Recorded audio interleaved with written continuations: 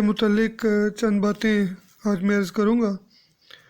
روزہ ایک بہت پرانا عمل ہے جو مختلف مذہبوں میں ہزاروں سال سے استعمال ہو رہا ہے۔ اس میں خاص مدت کے لیے خوراک سے پرہیز کرنا بھی شامل ہے۔ حالیہ سالوں میں روزہ جسمانی، ذہنی اور روحانی سمیت بہت سے فوائد کی وجہ سے بہت مقبول ہوا ہے۔ میڈیکل سائنس میں اسے فاسٹنگ اور مذہبی دنیا میں روزہ کہا جاتا ہے۔ بھوکا رہنے سے ہمارا جسم ذخیرہ شدہ چربی کو استعمال کرتا ہے، جس سے ہمارا وزن کم ہوتا ہے۔ جدید تحقیق کے مطابق 12 ہفتے کے روزے رکھنے سے جسمانی وزن میں 8% تک کمی ہو سکتی ہے۔ روزہ ہمارے میٹابولزم کو بہتر بنا سکتا ہے۔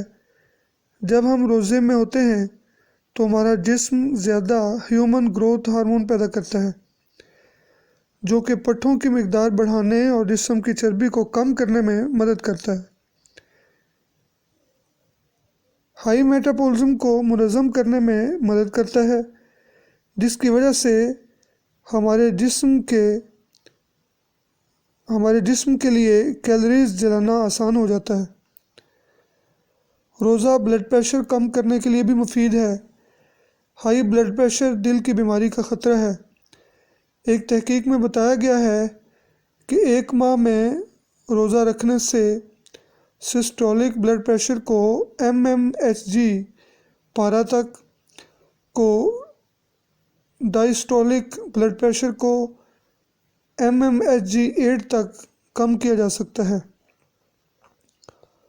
سوزش ایک عام مسئلہ ہے جو کئی دائمی بیماریوں جیسے گنٹھیا، کینسر اور دل کی بیماریوں کا باعث بن سکتا ہے۔ روزہ جسم میں سوزش کے نشان کی سطح کو کم کر کے سوزش کو کم کرتا ہے۔ روزہ انسولین کی حساسیت کو بہتر بنا سکتا ہے، جو کہ ٹائپ 2 ذیابیطس کی روک تھام اور انتظام کے لیے بہت ضروری ہے۔ جب آپ روزہ رکھتے ہیں تو آپ کا جسم ذخیرہ شدہ گلوکوز کو توانائی کے منبع کے طور پر استعمال کرتا ہے، جو انسولین کے خلاف مزاحمت کو کم کرنے اور بلڈ پریشر کے کنٹرول کو بہتر بنانے میں مدد کر سکتا ہے۔ روزہ دماغی افعال اور علمی کارکردگی کو بہتر بنانے کے لیے مفید ہے۔ جب آپ روزہ رکھتے ہیں تو آپ کا جسم زیادہ دماغ سے حاصل کردہ نیوروٹرافک فیکٹر پیدا کرتا ہے، ایک پروٹین جو دماغ کے نئے خلیوں کی نشوونما اور اجتماعی افعال کو بہتر بنانے میں مدد کرتا ہے۔ سرچنگ سے پتہ چلتا ہے کہ روزہ عمر بڑھانے کے عمل کو کم کر کے عمر بڑھا سکتا ہے۔ روزہ آکسیڈیٹیو تناؤ کو کم کرتا ہے، جو بڑھاپے اور عمر سے متعلق بہت سی بیماریوں میں اہم کردار ادا کرتا ہے۔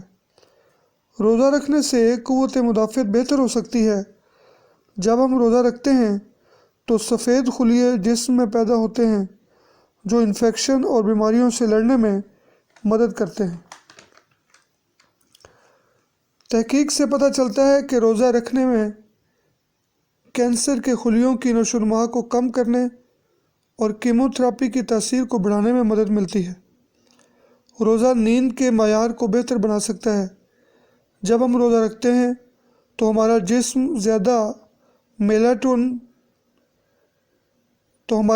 زیادہ میلاٹونن پیدا کرتا ہے۔ یہ ایک ہارمون ہے جو نیند کو منظم کرتا ہے۔ میلاٹونن نیند کے معیار اور دورانیے کو بہتر بنانے میں مدد کر سکتا ہے، جس سے مجموعی صحت بہتر ہوتی ہے۔